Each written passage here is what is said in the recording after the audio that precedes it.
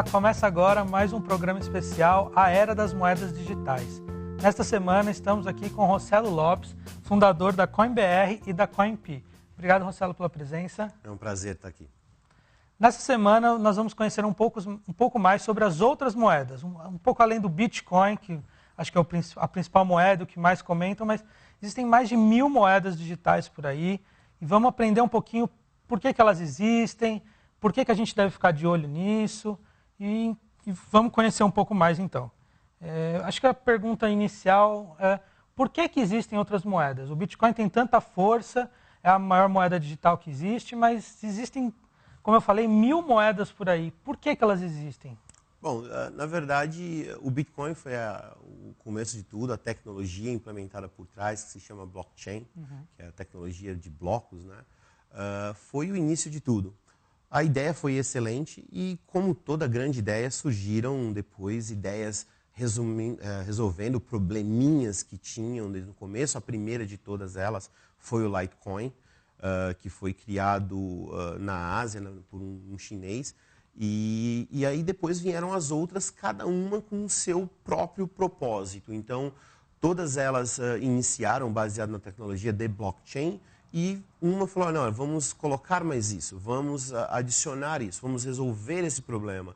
O tempo de cada bloco é muito grande, vamos reduzir o tempo de bloco. Então, cada moeda passou a se ter um propósito, passou a se ter um mercado e está sendo adotado para situações diferentes. Então, elas estão aí para suprir necessidades de mercados e necessidades que existem no dia a dia do mercado. Legal. E quais são as principais moedas concorrentes aí do Bitcoin? Eu nem diria concorrentes, porque elas acabam se completando.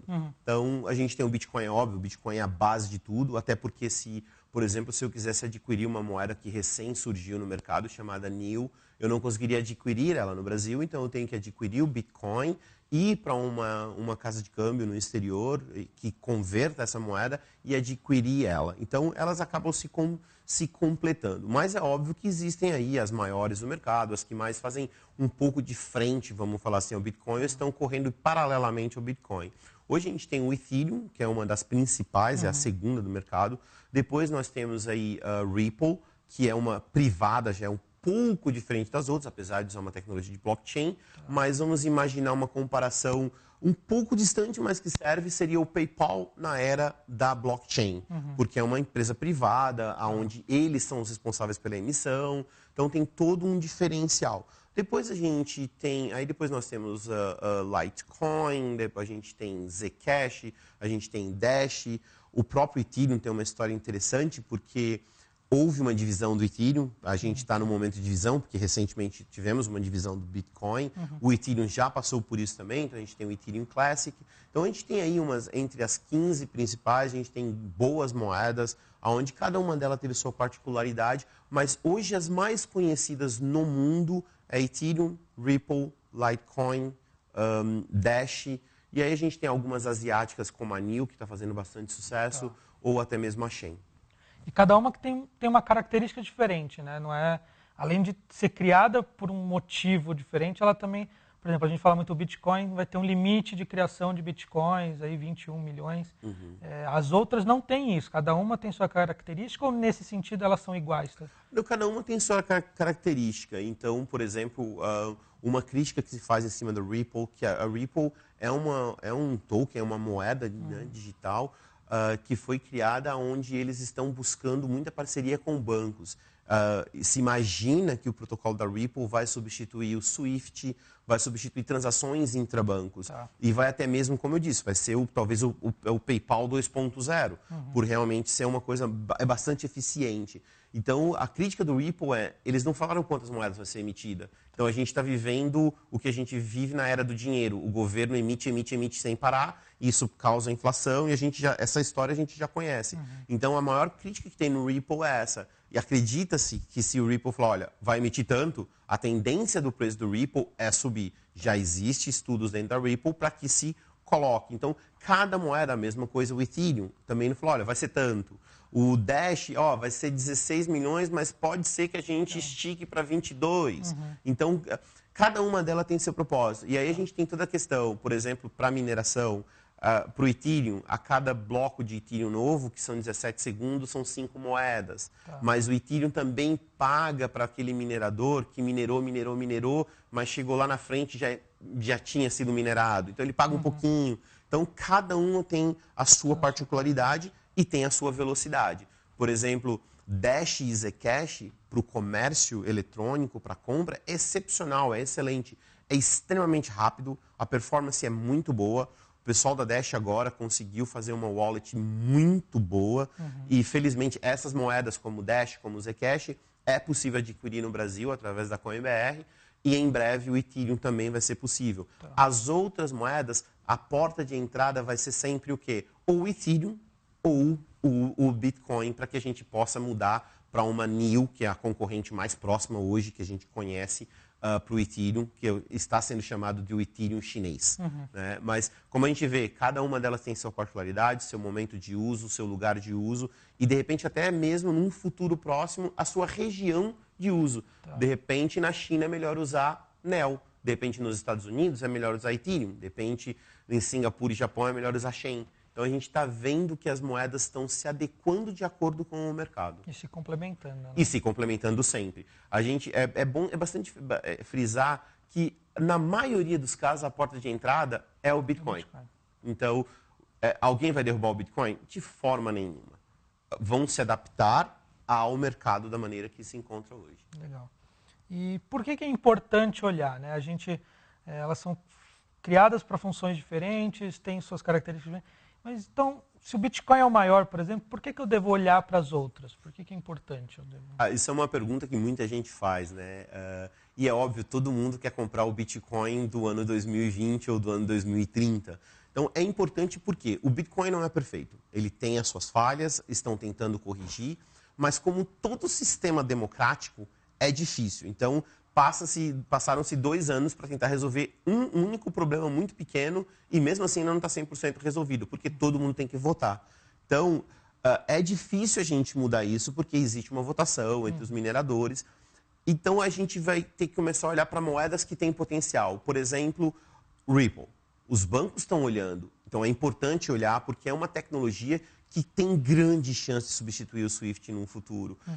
Por que é interessante olhar para Ethereum? Porque é um smart contract, muitos escritórios de advocacia no futuro vão querer estar olhando para o Ethereum.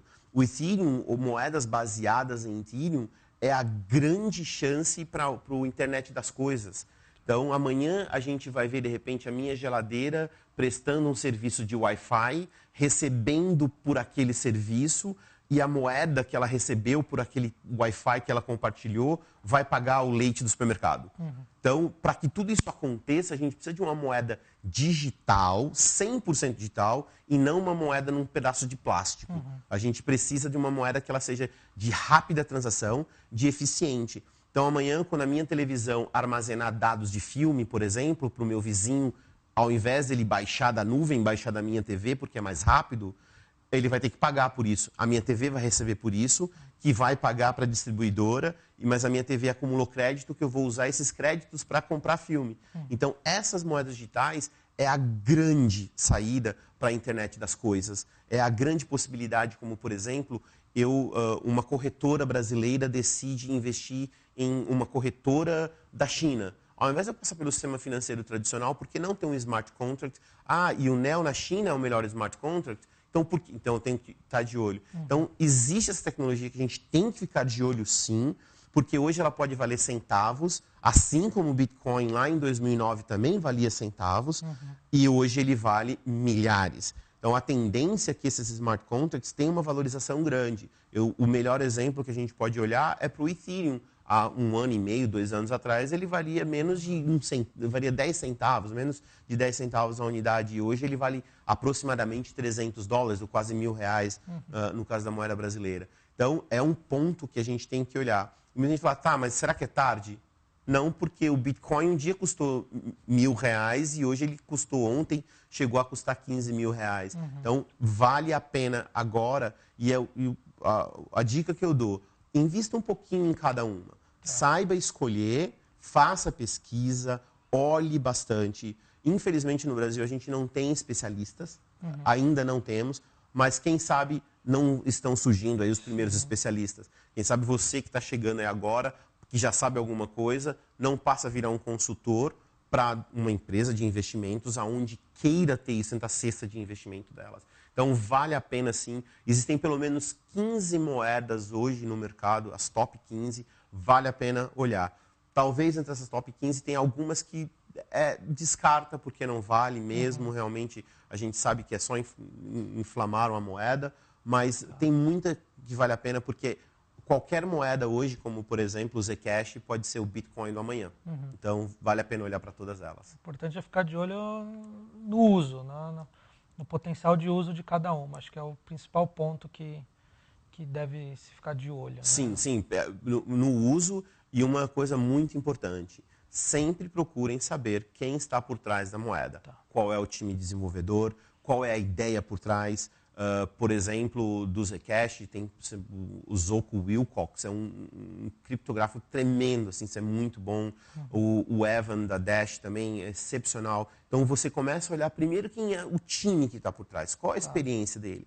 Tem algum fã, alguma empresa de investimento por trás?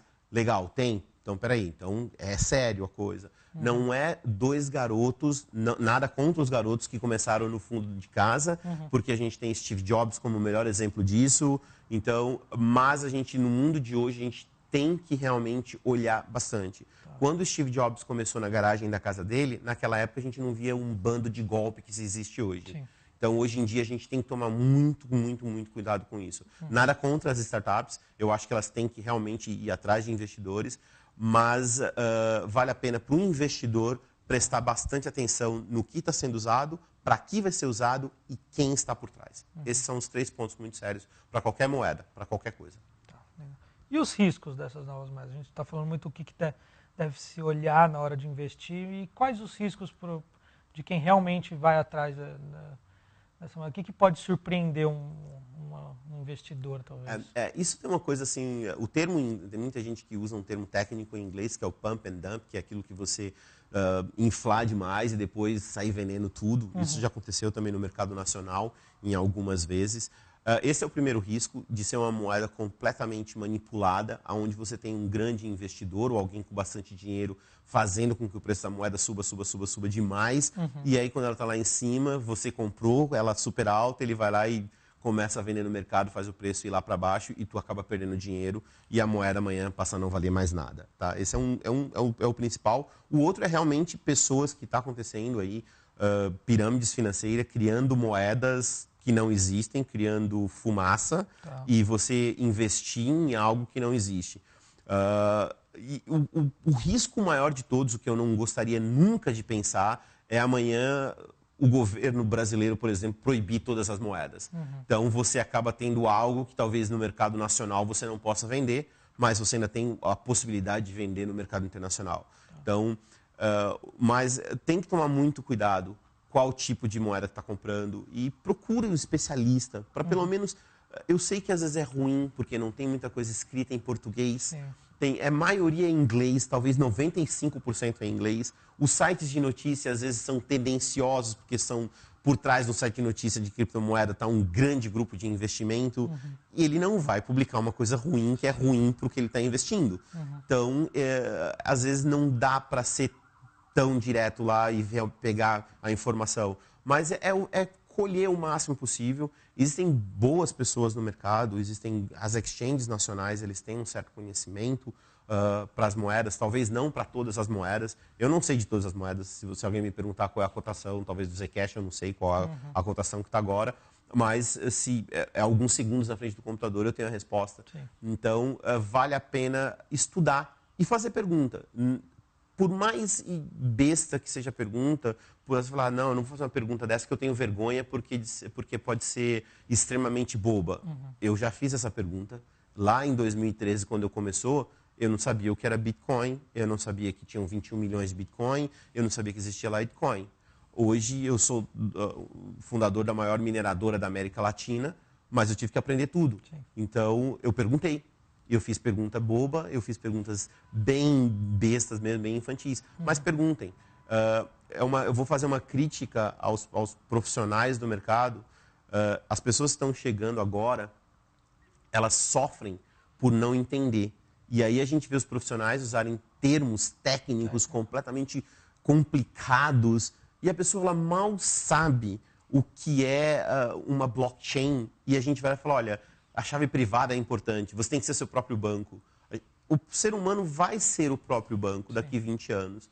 Mas as pessoas mal aprenderam que agora a gente tem 2 senhas para acessar a conta bancária. E a gente está vindo com uma chave privada de 32 caracteres, cheio de coisas diferentes. Não dá. Então, a minha mãe, que tem 80 e poucos anos, ela não sabe o que é uma chave privada. Mas ela aprendeu a usar Bitcoin. Ela sabe que ela pode enviar. Então, os profissionais que estão na área, tenham paciência, saibam ensinar. Então, e o pessoal que tem preocupação, às vezes fala, não vou deixar meu Bitcoin numa exchange. A exchange, ela está debaixo do Código Civil brasileiro. Se ela fizer qualquer coisa errada, ela vai responder por isso. A gente tem leis para penalizar qualquer exchange que suma com o dinheiro das pessoas. É um risco. Você colocou dinheiro no banco, é um risco. Quando você entra no mercado de investimento, é um risco que se corre. Felizmente ele é calculado, felizmente o Brasil tem leis para isso. Assim como nos Estados Unidos, como a maioria dos outros países tem. Então, não é uma terra sem lei, como as pessoas pensam. Mas vale a pena sempre pedir ajuda. E os que sabem das coisas, ajudem. Não tem nenhum problema em ajudar as pessoas que não sabem. Um dia você também não soube. E no Brasil é mais fácil adquirir essas outras moedas? A gente fala muito do Bitcoin. E nos outros programas a gente explicou um pouquinho como é que funciona. Mas e para adquirir essas outras? Como é que funciona aqui no Brasil, principalmente? Bom, no Brasil a gente tem várias casas de câmbio aí que para você poder comprar o Bitcoin. A CoinBR é a única empresa, talvez, na América Latina, onde a gente não trabalha no mesmo modelo que as exchanges, onde você coloca o seu preço de compra, o preço de venda para poder adquirir o Bitcoin. Então, com a CoinBR você compra o Bitcoin a um valor fixo, um valor único, e aí desse Bitcoin você pode ir para exchanges internacionais, como o Poloniex, como o Bitfinex, existem várias outras onde você consegue fazer a troca. O método mais rápido que existe é uma empresa chamada Shapeshift, onde você não precisa criar conta, é super simples, você manda o Bitcoin, escolhe qual moeda que tu quer, ele já converte instantaneamente. E para moedas como o Dash, como o Zcash, Bcash, que foi a divisão, o clone do Bitcoin, e em breve Ethereum podem comprar diretamente na CoinBR. Mas o meio sempre de entrada é sempre o Bitcoin, e aí depois recomendo que comprem em exchanges que já tem um certo nome no mercado para não ter nenhum problema. Sim. E muita gente pergunta, alguma delas tem poder para superar o Bitcoin, para ser tão grande quanto o Bitcoin? Acho que é uma pergunta que o pessoal fica muito... A gente até comentou um pouquinho já, mas na hora de investir fica, mas essa é grande, essa não é grande. Acho que, será que essa é a forma de se pensar, de tamanho da moeda? Não sei como... Na verdade, nenhuma, eu acho que nenhuma, de novo, né? A gente entra naquela questão, nenhuma supera o Bitcoin, todas elas vão completar o Bitcoin. A gente vai ter moedas que vão estar... Talvez cabeça a cabeça? Sim, eu acredito que sim. Ela existe? Acho que ainda não chegou. Eu acho que vai diretamente até com a pergunta que a gente fala, o Bitcoin é a moeda da internet? Não, eu acho que não. Acho que a moeda da internet não surgiu ainda. Ela vai surgir baseado na mesma tecnologia do Bitcoin. O Bitcoin talvez a gente vai usar no mesmo modelo do ouro, onde eu vou usar para fazer pagamentos internacionais, ou eu vou usar como porta de entrada para adquirir aquela outra moeda. Às vezes, em algumas regiões, o Bitcoin talvez nem venha a ser tão forte. Talvez a outra moeda pode até ter um valor menor, mas ela tem muito mais circulação do que o próprio Bitcoin. Então, eu acho que vai ser um mercado que ele vai acabar que se completando. É óbvio, existem moedas que a gente está vendo aí que tem um super futuro pela frente. Se eu pudesse dar um pitaco, eu colocaria com certeza as minhas 2 favoritas, é o Dash e o Zcash. O Dash porque realmente estão investindo muito em inteligência, em infraestrutura para a moeda. Eu acho que tem um grande futuro pela frente, essas 2 moedas. E a gente está vendo aí novas surgindo no mesmo patamar do Ethereum, como a Neo, né, que está surgindo para o mercado chinês, que é muito boa. Mas eu acho que uma vai completar a outra. Mas a moeda do futuro da internet, eu acho que ela não surgiu ainda. Ela está vindo aí. A mesma coisa que às vezes as pessoas falam, e o banco da internet? Igual, ele não surgiu ainda. Eu acho que ele não está. É óbvio, a CoinBR a gente está tentando se preparar para ser o primeiro banco da internet, já que as pessoas conseguem pagar boleto bancário com Bitcoin, ou com Zcash, ou com Dash, até mesmo pagar impostos com moeda digital. Então, mas está muito longe ainda disso.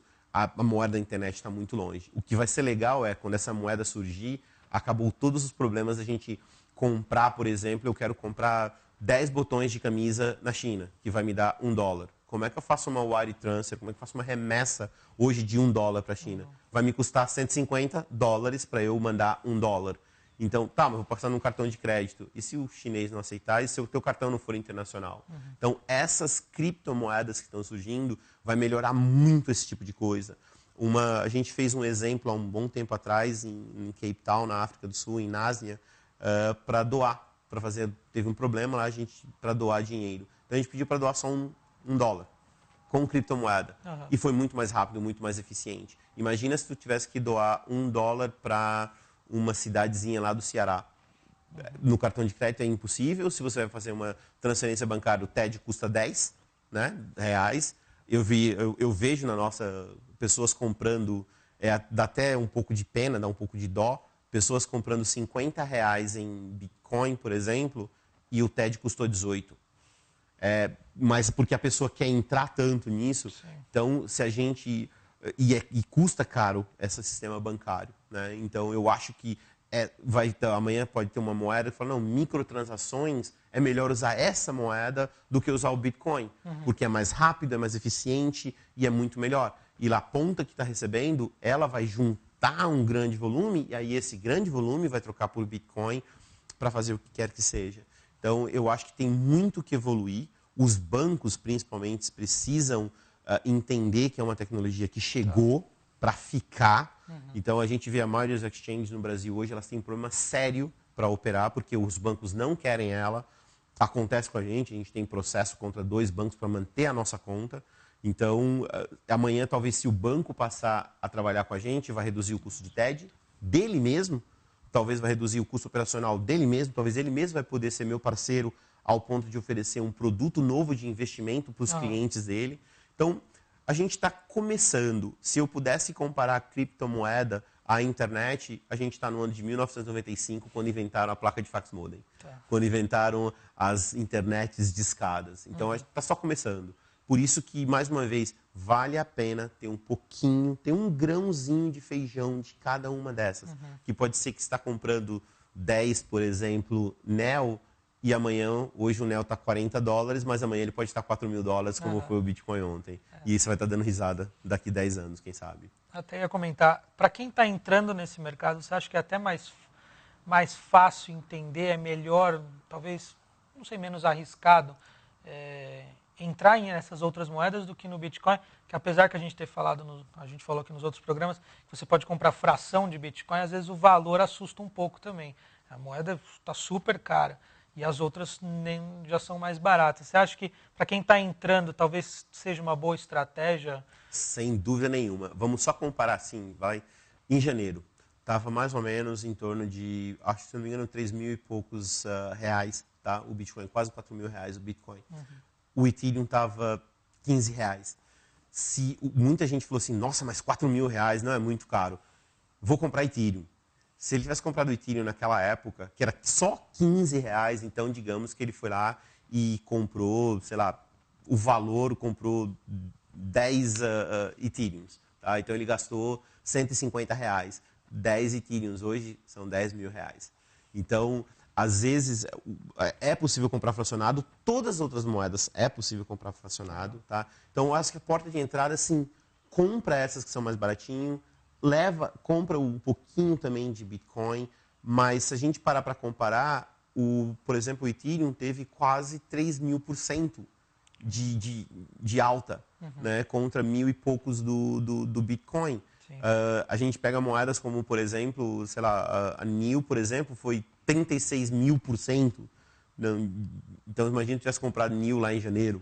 Então, vale a pena, porque é pequena, o valor que tu vai investir é pouco. Então, esse é o primeiro motivo que vale a pena, né, de você entrar nisso.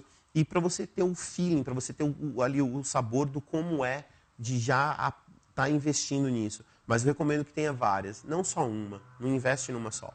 Então a gente já está vivendo a segunda leva já de investidores dentro da nossa empresa. Eles já adquiriram uma quantidade X de moedas e agora eles estão partindo para minerar aquela moeda. Então hoje na CoinP a gente vem recebendo, que é a nossa mineradora no Paraguai, a gente vem recebendo uma segunda leva de investidores aonde ele está fazendo o quê? Ele vai pegar o real dele, investir numa máquina, e essa máquina vai estar minerando Ethereum, vai estar minerando Monero, vai estar minerando Zcash, ou minerando até mesmo Bitcoin para ele, e ele está armazenando e guardando. É um novo modelo de investimento, ele já está indo para o andar de cima.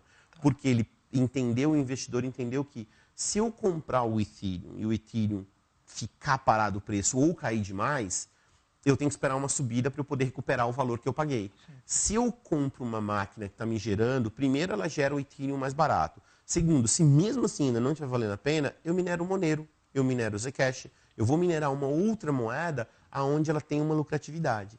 Se minerar ela não estiver gerando lucratividade, pode ter certeza que desliga a máquina, mas o teu investimento está lá. Então, até mesmo para você melhorar o teu investimento, amanhã tu vai trocar a placa de vídeo, tu vais colocar uma outra placa de vídeo, onde o seu custo de upgrade é melhor. Então, a gente já está vivendo a segunda fase dos investidores, que é, eu quero gerar o meu próprio dinheiro. Né? Uma piada que eu sempre conto para as pessoas é, o problema de ter uma máquina minerando é que aquela desculpa que tu vai falar para tua mulher, tu acha que eu tenho uma máquina de fazer dinheiro? Ela vai falar, sim, tu tem uma máquina de fazer dinheiro. Então, é divertido, mas para a gente conectar as coisas, imagina que amanhã essa máquina que está minerando Ethereum, por exemplo, está mandando Ethereum para uma determinada carteira, que tu fez um contrato inteligente naquela carteira, aonde vai estar dizendo que se atingir uma quantidade X de Ethereum, vendendo no mercado, vai te gerar X reais, e esses X reais vai usar, por exemplo, para pagar a escola da tua filha. Então a gente está indo para uma nova dimensão, onde a máquina é que está pagando o colégio da minha filha. Então, é a evolução das coisas. Então, amanhã a gente vai ver máquinas pagando por serviços que a gente está usando. Então, e isso só é possível por conta das criptomoedas. Legal. Eu acho que um resumo do que a gente falou muito aqui, nos outros programas a gente comentou problemas do Bitcoin, por exemplo. Eu quero ir na padaria e comprar um pãozinho, mas são pelo menos 10 minutos. Você demora um pouco até a transação ser aprovada ali no Bitcoin. Então, acho que essas outras moedas estão aí para isso, né? Olha para outras moedas. Às vezes tem uma outra ali que vai resolver esse problema muito mais rápido, muito mais fácil. E acho que isso só tende a expandir, a usar desde a pequena transação, como eu falei, na padaria, até grandes remessas, transações internacionais entre grandes empresas. Acho que, como a gente falou, acho que a palavra é complementar, né? As moedas estão aí se complementando e não disputando entre si um espaço, como a gente às vezes brinca dos rivais do Bitcoin. Acho que não é muito por essa linha, né? Não, de jeito nenhum. Até uma coisa bem interessante, a gente viu uma briga aí entre Bitcoin Core, entre a fundação Bitcoin, outros entusiastas de Bitcoin, que o Bitcoin tinha que aumentar o bloco, tinha que colocar o tal do SegWit. Muita gente não tem a menor ideia do que isso significa, e vou te dizer, nem tenta entender, porque é uma briga técnica gigantesca. Tá, ao invés de a gente ficar discutindo isso, por que a gente não olha para outra moeda que já resolve esse problema? Sim. Vamos olhar para o Dash, que é instantânea a transação, eu não tenho que ficar esperando lá eu pagar o meu pãozinho, ou pior, já imaginou tu pagar um pãozinho e custar mais caro a transação do que em si o pãozinho? Então, tem tecnologia que já está aí para isso. O que está faltando é só amadurecimento do mercado. Nós estamos fazendo a nossa parte. Outras empresas vão surgir. Então, a gente está vendo uma grande possibilidade de geração de emprego, de novas tecnologias. Então, a gurizada que está aprendendo aí na área de tecnologia, estudem blockchain, estudem serviços, sistemas de pagamento, porque a próxima leva para o mercado financeiro, as empresas de fintech, é trabalhar em cima de tecnologia baseada em blockchain. Então, a gente tem um campo de trabalho enorme. De novo, vamos voltar para 1995. Eu faço site para a internet no meu front page. Você não tem futuro. Olha aí hoje em dia, né? Então, a gente está vendo a nova evolução da área financeira baseada em blockchain. Legal. Bom, Marcelo, queria muito agradecer a sua presença. Não sei se você quer deixar algum recado para o pessoal, para o investidor que está começando, o pessoal que quer entrar nesse mercado. Obrigado pela presença aí. Não, sem dúvida. Eu recomendo a todo mundo que está chegando agora no mercado, pesquisem, estudem. A gente sabe, o mundo de hoje, né, capitalista, ele é realmente difícil, a gente tem que matar 5 dragões e 4 leões todos os dias, e tem muita gente se aproveitando dessa evolução da blockchain e criando golpes e mais golpes, e pirâmides financeiras e tudo mais. Tomem muito cuidado, sempre estudem, procurem entender e perguntem. Fica aberto o canal da CoinBR, mandem e-mail, acessem a nossa fanpage, façam todas as perguntas possíveis lá, que hoje no grupo inteiro nós somos 36 funcionários procurando perguntas para ser respondidas. Fica aí meu agradecimento mais uma vez ao Rodrigo, obrigado por me convidar, obrigado por me chamar e espero ter colaborado. Obrigado mesmo. Bom, na próxima semana nós vamos tratar um pouquinho mais sobre o blockchain e essas tecnologias por trás das moedas e como elas vão mudar o mundo muito além do meio de pagamento, como a gente comentou nas últimas semanas. Muito obrigado e até a próxima.